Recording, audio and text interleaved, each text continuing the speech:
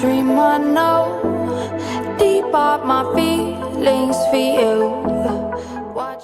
A former lawmaker, Kanu, said that 27 lawmakers from Rivers State who defected from the PDP to APC have lost their seat in parliament. Next after this, we have Governor Akeredolu proceed on medical leave and he has transferred his power to his deputy. But before we proceed with this news, welcome to Reality Latest, just your home of news and politics. Thank you all so much for joining us on today's news. If this is your first time of watching, please do us a favor to like and subscribe and also the notification bell to get notified when next we drop our video. To all our amazing subscribers, thank you all so much for joining us on today's news. The foremost lawmaker, Kalu, said that the 27 lawmakers from Rivers State who defected from the PDP to APC has lost their seat in parliament. Kalu stated this in an interview on RI0US TV, where he said that the 27 affected constituency, their seats are already vacant, going by the provision of the 1999 Constitution of the Federal Republic of Nigeria as altered, that once you defect from the political party from which you won election to another political party before the expiration of the house upon which you were elected, that you are automatically losing that seat. So there is no need for any institution to declare that seat vacant.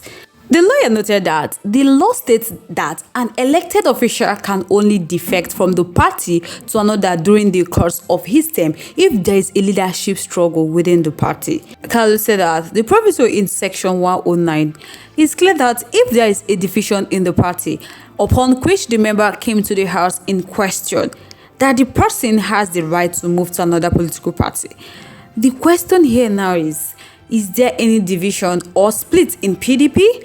And the answer is clear that there is no division in PDP.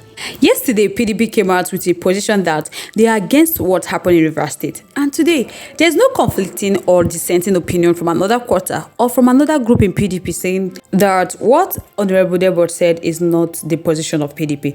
Even in Rivers State, as we talk, there is only one PDP in Rivers State and there is no other faction of PDP in Rivers State. At the national level, there is only one PDP at the national level. Kanu referred to the video where the reporters, speaking of Rivers State House of Assembly, said that there is no substantive national secretary in the PDP and there are several cases bordering on the identity of the national secretary of PDP. He said that things is laughable and is a very lame excuse. And that is not the law. The law says in terms of division or split in the party. Kalu said that he can tell us for certain that there is no court process filed by Senator Samuel Anyanwu in all the cases the former speaker or the purported members of Rivers State House of Assembly listed. There is none. It is only when there is a leadership crisis, when there is a split in the leadership of the party at the national level, that you can now say that there is a split. But as we speak today, PDP is conducting their affair without any faction in anywhere in the country, precisely at the national level and at the Rivers State level. So there is no split, there is no division in PDP, and he stands to be quoted wrong. He said that all INEC need to do is to begin the process of conducting by-election into the empty seats that was left. So all those things they are saying that after that they can return back, there's no vacancy. So far you've won the election and you decided to deviate to another party. So if you are trying to come back to PDP, it's not going to work. My people not be smarting. Let me just know your thoughts. Your contributions, opinions are in the comment section. Let me know what you think about this issue, this Rivers State crisis that have been happening for some months now. Let's know what you think about this in the comment section. Moving on to the next one, Governor Rotimi Akeredolu is expected to proceed on medical leave on Wednesday, December 13, as a follow-up to his medical treatment. This was made known in a statement issued and signed by his Chief Press Secretary, Richard Olatunde, in Akure. Olatunde said that during his medical leave, that the governor will prioritize his health and ensure a full recovery before resuming his official duty.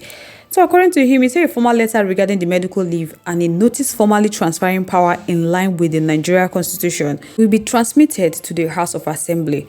In the absence of the governor, Akeredolu, the deputy governor, Honorable Lucky Orimitar Ayidetiwa, we assume the responsibility of the governor in acting capacity. That Governor Akeredolu expresses his gratitude for the unwavering support and affection of the people of Ondo State. So he assured them that His absence and his administration will remain committed to the path of progress and prosperity for the people. That as a senior advocate of Nigeria and a widely respected Nigeria, he has consistently delegated power to his deputy during his annual vacation.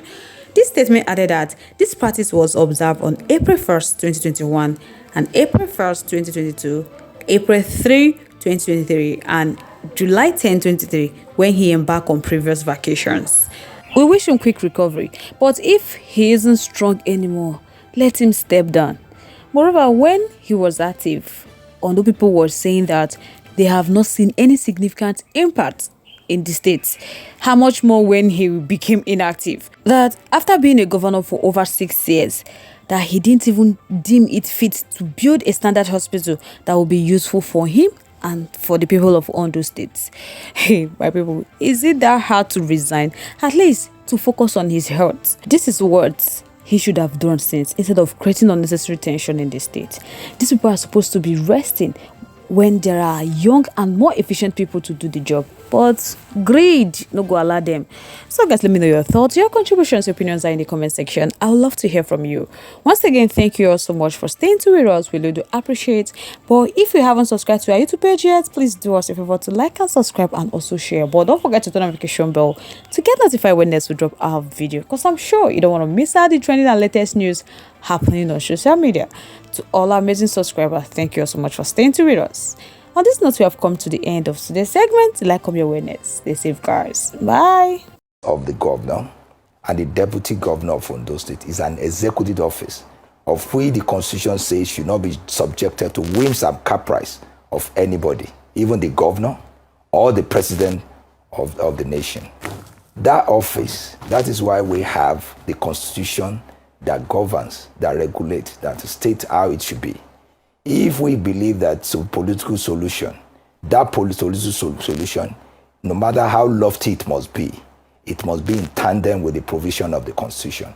Anything beyond or below that is unacceptable, is ultra-vires, it's unlawful, it's illegal, and can never stand the test of time.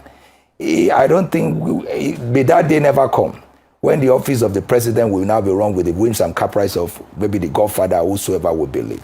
The issue is so clear. The governor, unfortunately, it's natural, is indisposed. And I think I need to say this. We don't even know where the governor is. The governor is at large, and it's quite unfortunate. And when such situation happen, the constitution is so clear how it is. And that is why whenever you are running for that such post, there's always what we call spare tire. That's the deputy governor. The constitution recognizes and realizes that we can have such situation. Now, what now becomes all